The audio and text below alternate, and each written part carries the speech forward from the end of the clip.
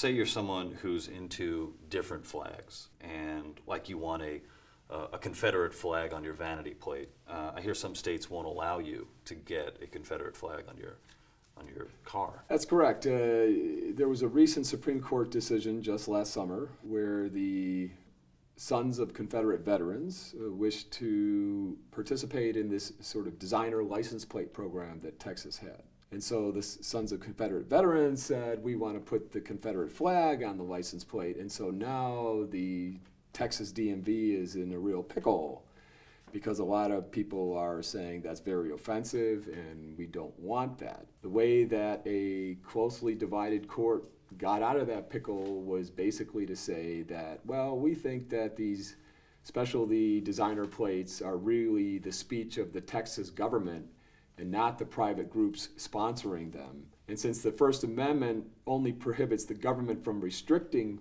private speech, they said that the government isn't subject to the First Amendment and can restrict speech on the basis of its viewpoint all they want when it's government speech. How old are these Sons of Confederate Veterans? They must be incredibly old. Well, they could be fifth generation sons, I suppose. I don't know how pure the bloodline is, I guess, by that time. What if your boss, in this case, sees a Confederate flag, but your boss is the government, you're working for the government? Are they allowed to get rid of you for that, or how does that change things? The Supreme Court has generally said that government employees do not lose their free speech rights just because they take a job with the government.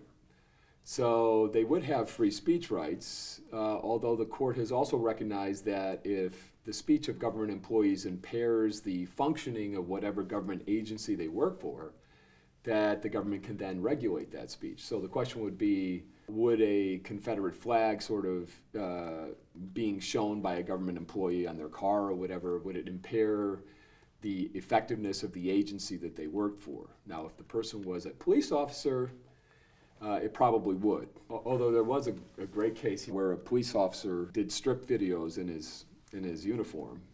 Oh. And the San Diego Police Department fired him, and he sued for violating his First Amendment rights. And the Supreme Court, just in a one-page opinion, basically said, that's ridiculous. It's not speech of public concern. Do you think the ruling would have been any different had the video been sexier?